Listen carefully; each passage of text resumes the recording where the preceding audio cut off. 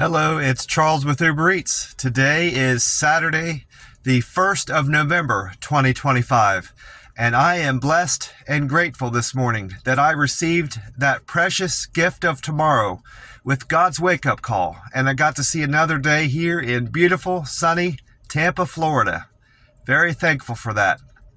And you're seeing and hearing this, so you got that wake-up call this morning, and you received that precious gift of tomorrow. And you got to see another day.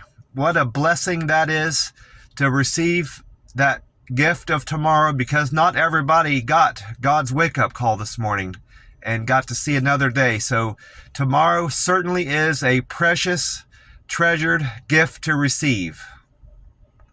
I'm sitting in the back parking lot of the McDonald's where I normally sit. I've got my favorite spot. This drive-through is busier than I've ever seen it, even, on a Saturday morning like this. I had a hard time even pulling into the parking lot. I considered circling around and going through their back entrance, which is, they have two entrances to their parking lot. The main entrance, which takes you to the drive-through, and then this side entrance back here in the back, which takes you to, I guess, the employee parking and this back area. So I considered actually doing that because I had to stop on the road before getting into the drive-through, into the parking lot because of the drive-through. Well, as soon as I considered, going around the car that was stopped there to get into the McDonald's as well, it started moving. So I decided to just wait it out and get off the street eventually. It took me I was sitting there about a minute and a half to 2 minutes out in the road, along with other people. I wasn't the only one. There was someone behind me waiting to get into the McDonald's too. So finally got back here, and it took me a minute or two to get back to this back part because of the drive-through being blocked off. But I'm finally sitting back here in my favorite spot at my McDonald's. And like I said, I've been next door already. Got my free cup of ice in my Frazzle cup. And today I grabbed a peach tea Monster Rehab. That leaves me with one can left in the camper. It's a green tea Monster Rehab. So today or tomorrow I need to get 3 more cans of Monster Rehab. This can is dated, it says G, I think. Yeah, G2524. So that means 7. G is the 7th letter. So July 24th of 25. So August, September, October. So it's 3 months and a week. 3 months and 8 days, or 3 months and 7 days. Roughly. So it's a very good can. I'm going to go ahead and crack that open and get it poured here.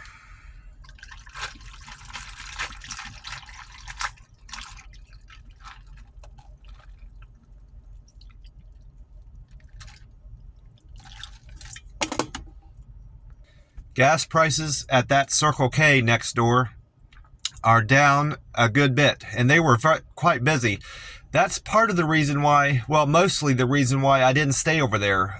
There was a lot of people coming in and out of the pump, pumping gas and leaving. And all the pumps were very busy. As soon as somebody left a pump, somebody was back either pulling in there or backing out. Or backing into the spot because there was a car blocking them. So I decided to free up that pump and allow someone else to pump gas there. Because I had just topped off my tank. Normally I sit there for a little bit, and I'm not keeping anybody from pumping gas, because it's not, there's many more pumps usually free, but that place was slammed on account of their gas being so cheap. It might be among the cheapest gas stations here, in this part of town, at $2.82. Yesterday was $2.99. And according to Gas Buddy this morning, it's saying that the Florida state average is down 2 cents from yesterday. It's at $2.97 now. So this Circle K is better than the state average, Florida state average, by 15 cents. And according to AAA, the national average price of gases went up 1 penny. So this Circle K is better than the national average by 22 cents. I didn't manage to catch Paul Delgato's or any of the, weathermen on Fox 13 Tampa Bay last night when I got back to the camper. They were doing that interview thing that they do later on in the evening on the news and weather station, Fox 13 Tampa Bay. So I missed out on all that, but I did catch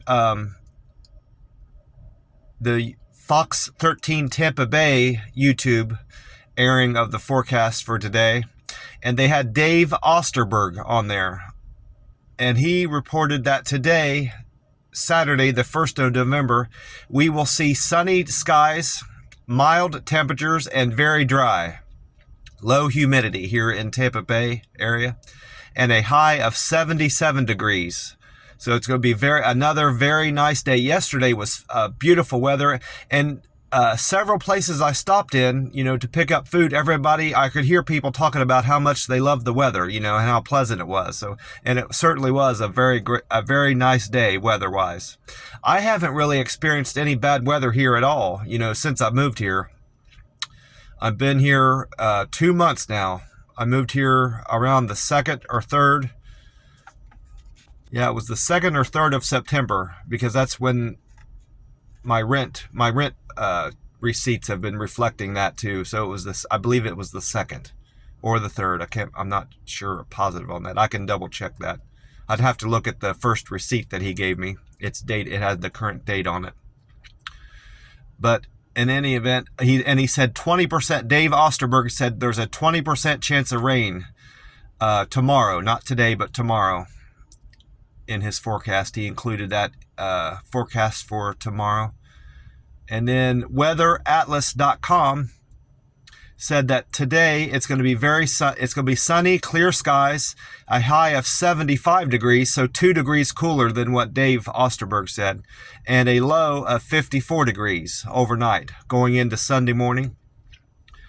And we're going to see northeast winds of 5 miles an hour and 0% chance of rain today. Skies are expected to clear and be clear and full of sunshine. It wrote on there.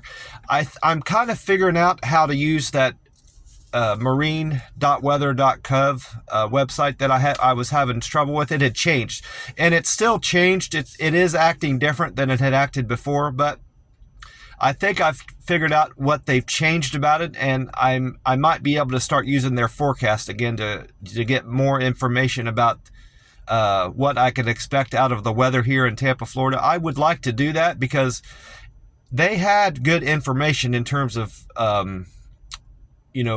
drafts and troughs that come through and affect the humidity and cause rainfall to happen here in Tampa Bay. And I just liked their approach on predicting the weather. So I would like to start using that website again. I'm still working, looking at it and figuring out how it works and what they've changed about it.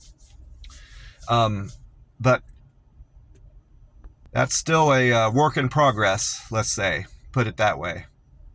I did hear several forecasts from Amy Snyder on, I still have it on the same radio station.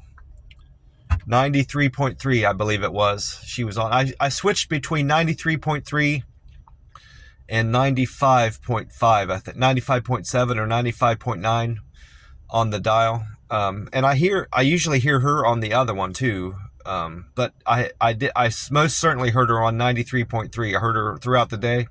I was never had an opportunity to write down what she was saying. I was always moving. So I got my transponder in the mail, SunPass transponder. It's a little sticker that you put in your window that allows the camera or the sensor to pick up your car when you pass under it, so they can charge you for the toll, and you can more easily pay your toll fees. It's just, make sure my name's not on there. It's just this sticker that you put up by your, on your windshield on either side of your rear view mirror.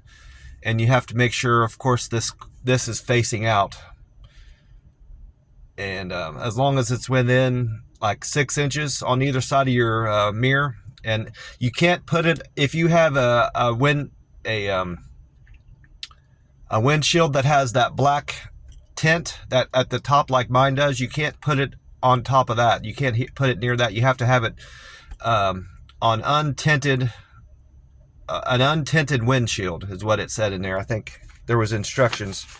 And if you have, so I do have partially tinted, I don't know, I guess it's something to do with defrosting. I'm not sure what those little black dots are, but it's a black area on the top of my windshield. I don't want to put it anywhere near that. But, and also I have to wait, because of my debit card being missing. I had to have my debit card turned off. Well, my SunPass, my SunPass account, that app I downloaded, was linked to that old card. So until I get my new card, I can't put this up in my window, because I have to put the new card information into the SunPass app before this starts triggering starts triggering those sensors. When it passes under there, it'll trigger that sensor, and then it'll get linked up to my car, and then it'll try to charge my card again. Well, it won't be able to, so I have to wait until my new card comes in. Then I have to establish that card with my account. Then I can put the sticker in my window. Until then, I'm just going to hold on to this sticker. I think I should get that card in the mail Thursday or Friday of this week, which I gotta be on the lookout for that. This guy, my landlord, is really good about getting me my mail, which hasn't always been the case in other places I've lived in. That first house I moved into on Melissa Street, I know they weren't giving me all my mail. I forget what exactly the document was, but it wasn't like a vital document to get, but it was something to do with my moving to Nevada. I can't remember, like I said, what it was, but I never got it. And there was something else, a personal letter that I never received from my aunt, I believe is one other thing that I never got, that she mailed to that address I had on Melissa Street. So I was more than happy to move out of there. I ended up paying more rent at this one place temporarily, just because I had to get out of there. I couldn't stand living there anymore. But then I found a cheaper place that I always got my mail at. So it all worked out. And of course, I never intended on living there very long at all in Las Vegas. I just wanted to experience it. I lived there for a year. I had a great time, and got baptized. Most importantly, got baptized there. So that's something. Just being in Vegas in general is played a big role in me finding that church and coming, to Jesus Christ and reaffirming my my commitment to following the teachings of Jesus Christ. And it's something a memory, and just me being there in Vegas in that time and place is something I'll never forget. Very, very special time to me, But anyway, moving on, I checked my Mega Million ticket for yesterday's drawing, and I did not hit a single number. The number no one hit. The jackpot is up to 800 million for Tuesday night, the 4th of November. And the number that came in was 2, 24, 52, 66, 68, and the Mega Ball 9. So I most likely will be playing this again until it gets hit, I might wait until after this gets hit and goes back down. I might wait till it's even bigger before I start playing again, because $5 is a lot to play on a single, lottery ticket. $2 a couple days a week, isn't bad for the Powerball, but the Mega is, now that it's $5, I don't want to be spending $5 on every ticket so often, So I might wait until it gets back up, until it's higher before I start playing it again. And I've got this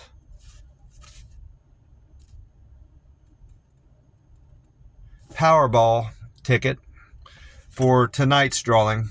Tonight, the 1st of November, is the next Powerball drawing. I played 14, 22, 25, 37, 49, and the Powerball of 23. I checked my metrics for Google, Uber Eats, and Reddit from yesterday, and I didn't have any changes in my Reddit scores. They remained the same.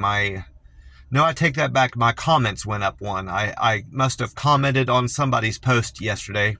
I'm at 348 comments. This morning I was at 347 yesterday. But my karma is still at 1,011 and my posts are still at 68. Now my Google contributions have remained the same. I didn't do any store reviews yesterday of any place. Didn't do any ratings. So I'm still at 16 contributions, 255 reviews. My points are at 8818. So that means I need 6,182 more points to make a local guide 8. I have 690 pictures uploaded. I need 1,000 pictures uploaded to be an expert photographer. So I need 310 more pictures uploaded. Views are still the same. Of all the pictures I've uploaded, those 690 pictures, I have 2,611,989 views of those pictures. And my Uber Eats satisfaction score is still at 100%. Cancels went down 1% to 1% from 3% yesterday, which it should be up to like 4 or 5 at least. Maybe 4 because one of those would have dropped off by the end of the day. But I had to cancel the first 2 orders. I had to cancel 3 orders yesterday. So how my score is down, my cancel score is down to 1%. Is beyond me. The first delivery was supposed to be to a Burger King. Well, the lady explained to me I tried to go into the store and their lobby was locked up, which some Burger Kings are like that. But this particular Burger King, the lobby's always open. I never have had that happen. So that was strange, and I knew something was wrong right away. Well, I went to the drive-thru to do the Uber Eats order, to pick up the order, and she explained to me on the intercom that their kitchen help had not shown up yet, was late, and they couldn't make any food, so I had to just cancel the order. Well, I wasn't concerned about that one being canceled, because from what I've read on Reddit, whenever you put in the reason for the cancel to be store is closed, that is not supposed to count against you. So I'm still not entirely sure about that, but it didn't reflect in my cancels nonetheless. So I did put that in as a store closed. And then the very next order was a Wawa I had to cancel. And the reason for that was they have these, because of Thanksgiving coming up, they have these gobbler items, gobbler sandwiches, gobbler pies, and all this stuff. But anything that has gobbler in the name, they don't have the ingredient for that to make it a gobbler item, apparently.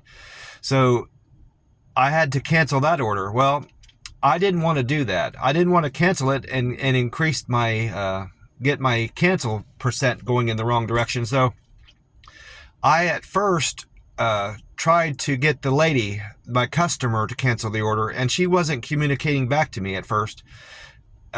So I left her order on my phone. I didn't cancel it. I called the help desk and I explained to them what was going on. No, I missed a part. I did get through to the customer and I asked her if she wanted to substitute anything for their gobbler items that she had ordered. And she said she didn't want to.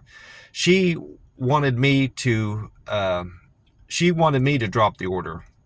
Now that I think about that, and I explained to her that I was going to call the help desk and try to get them to cancel it, because sometimes when you have the help desk drop the order, it doesn't count against you. Other times it does. They still put it through as if you canceled it. But I was going to take that gamble and hope that the way they canceled the order didn't increase my cancels. But I called the help desk, and they suggested to me to try to get her to go back and talk to her again and try to get her to drop the order. Well, I did that.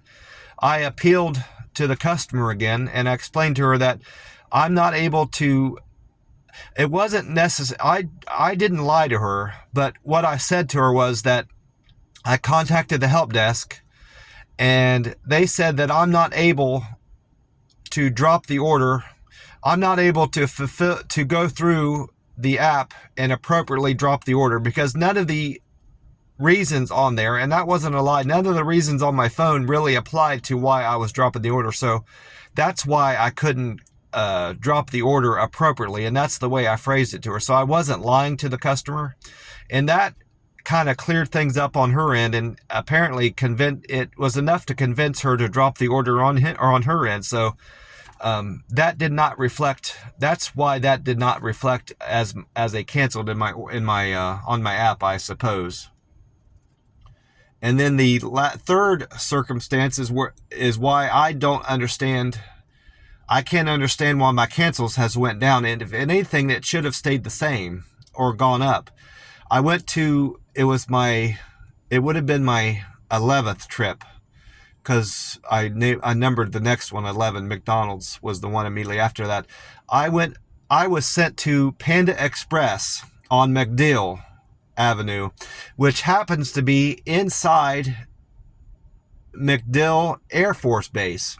So I get up there, I follow the map where it tells me to go, and it takes me to a blocked off road with military equipment right on the other side of the gate, and a checkpoint. It looks like a checkpoint, but there's no one there, to let me in. There's these, a gate that lifts, these bars that go down and up, but there's no one there to talk to let me into the Air Force Base. I suppose there might have been another entrance that I could have went to, but I'm not going to drive entirely around at the Air Force Base to try to figure out how to get to the restaurant. I tried calling the Panda Express, and no one's going to answer. No one answered. It rang and rang and rang. So I did have to cancel that order, and I had to just put in, I don't want this order. None of the reasons really applied to my situation, so I just said, I don't want to take this order. I think, looking back at it, I think the reason my cancels aren't going up is I think they gave me like a 1-day reprieve. The Uber Eats app gave me a 1-day reprieve of all the cancels I had, because I told the lady on the phone, I said, I'm already, what was it?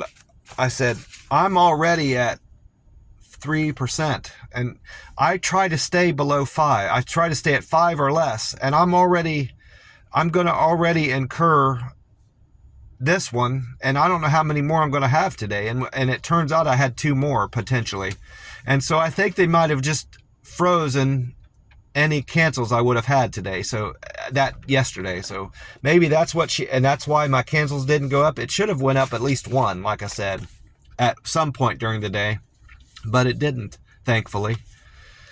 My on-time score went from 82% to 83. I improved there. I arrived at stores and customers' houses more in a timely manner and improved. My goal for on time is 80% or better arriving at customers' houses and restaurants. So I'm maintaining that consistently. My acceptance percent went down from 68% to 61%. And my deliver with care went from 428 to 431. So I had 3 customers say I delivered food to their door with great care. I had 3 more people say that I was quick and efficient with my deliveries. I had 3 people say I was friendly. I'm at 376. Perfect handoff, I'm at 349. I had 2 people say I delivered with a perfect handoff. And I had 3 people say I used good communication skills in delivering food to their door. I just realized I didn't write down the sunrise time and the sunset time from that website, weatheratlas.com. So it's, I don't know why I didn't do that. I got distracted by something else. I think I got distracted by reading about my transponder. and what I needed to do once I had my debit card ready, my new debit card. That's probably why I overlooked writing that down. I usually write that down the night before, but I didn't do it, and I don't have it written down anywhere. But I did have some excellent deliveries yesterday. I made out very well on the app, and I ended up rewriting them all because of that mess I had with the canceled orders early in the day, and and on top of that, my handwriting got worse throughout the day. So, like I said, I went to Burger King and Wawa. The first 2 orders I had to cancel. And the first completed delivery, number 1, was for Dan. Dan ordered from the Chick-fil-A on Fowler. Dan's fare was $4.04, and Dan tipped me $2, so I made $6.04 on Dan's order. Then I went right back to the Chick-fil-A for order number 2 for Earl. Earl ordered from the Chick-fil-A on Fowler. Earl's fare was $3.75, and he tipped me $4.95, so I made $8.70 there on Earl's order. Then delivery number 3 was for Tasha. Tasha ordered hamburgers and fries from Burger King on 56th. Tasha's fare was $5.02, and Tasha gave me a very good tip of $10.10. So I really appreciate that, Tasha. Thank you. I did $15.12 on that order. And then I went on to pick up for a double from Dunkin' Donuts. Lois and Sam ordered from Dunkin' Donuts on Hillsborough. Their fare was $4.56, and their tip altogether was $4.27, so I made $8.83. Not a very good paying out double, not a very good pay on the double, $8.83, but it wasn't very much of a drive. I didn't drive very far between the 2 houses, so it all worked out, I guess. Number 5 was for Yvette. Yvette ordered from Coco's on 40th. Yvette's fare was $3.52, and Yvette tipped me $5, so I made $8.52 from Yvette's order. And then order number 6 was for Megan. Megan ordered from the Starbucks on Fletcher. Megan's fare was $3.08, and Megan tipped me $4, and so I made $7.08 on that order. And then order number 7 was a double. So that I had 4 doubles, and I had a quadruple, a 4-person order later in the day. So that means I had 14, 17, 18, 19, 20, 21. It looks like I had 21 customers yesterday. 14 deliveries and 21 customers. Order number 7 was a double for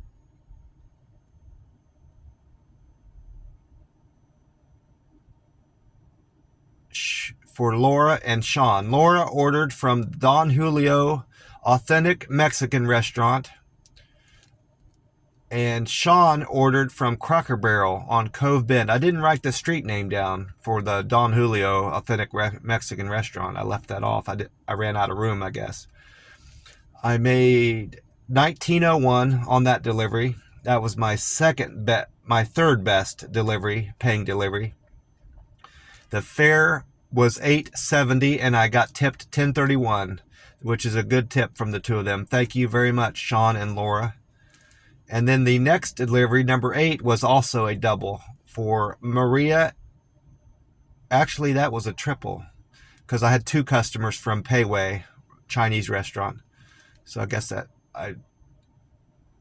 means I had 14, 17, 18, 19, 20, 21, 22. I had 22 customers yesterday. Unless I see something else on the way when I'm reading these. 22 customers.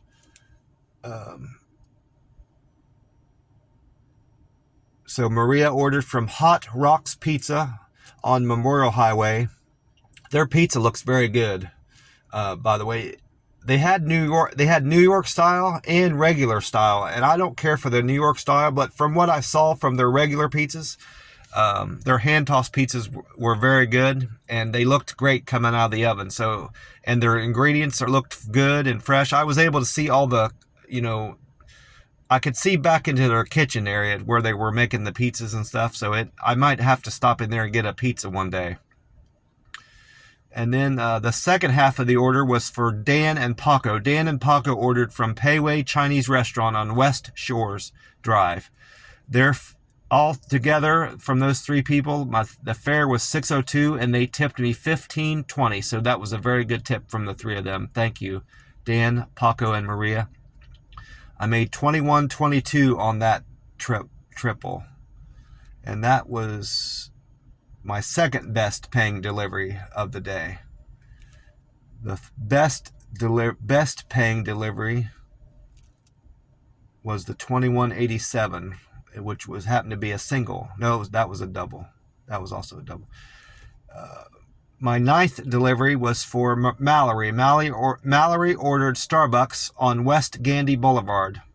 Her fare was $2, and she tipped me $4, so I made $6 from Mallory's order. Then number 10 order was for Joe. Joe ordered from Bayshore Mediterranean Grill on Gandy Boulevard. Joe's fare was $2, and Joe tipped me $5, so I made $7 from that order.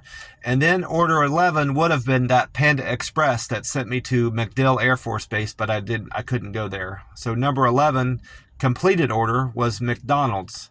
I picked up McDonald's for Christopher, the McDonald's on Dale Mabry.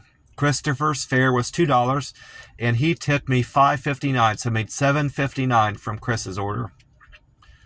Then I went to West Shore Pizza for Justin and Edward. Justin and Edward ordered from West Shore Pizza on South Tampa. Their fare was $3.54, and they tipped me $18.33. So I made $21.87, and that was the best paying run of the day, like I said. And then my fourth delivery, my 13th delivery would have, I guess I screwed up. I didn't write down how much this number 13 would have, how much it paid me. So that probably was my best paying run, but I didn't write it down. When I rewrote this, I neglected to write down the total, unfortunately, but that's probably where I made the most money, was this quadruple. I'm most certain of that, because it had two courier savers in there. So the first part of this was for Amy. Amy ordered from Four Rivers Smoked House. And then I did two courier savers back to back. And then I picked up Chick-fil-A for the fourth run for Tom. Tom ordered from Chick-fil-A on Fowler. Those two courier savers were a little bit confusing. Not very much. Whenever you pick up packages for customers, they're naturally not going to be labeled like they are when you pick up a restaurant order that has a receipt attached to it.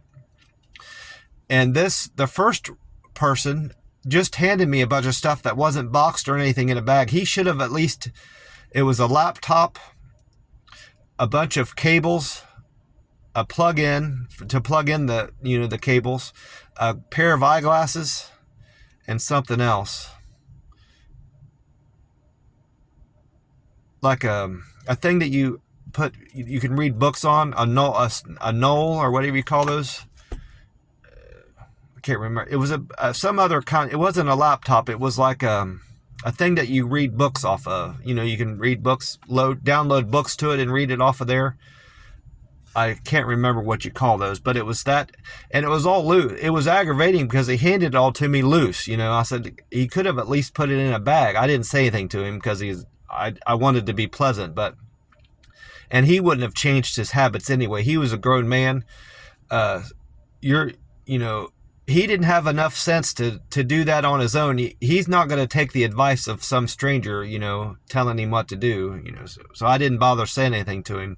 But what was a little bit tricky about that, once you collect an order, you can see the name of the person that's sending it and the person receiving it before you are before you leave on the trip. But once you hit accept the order and that you're leaving for the destination, all that goes away. And you have to remember, the name of the person that sent it and the receiver on your own, and that's generally not a problem for me, because I've only got one courier saver in my car. Well, I had two.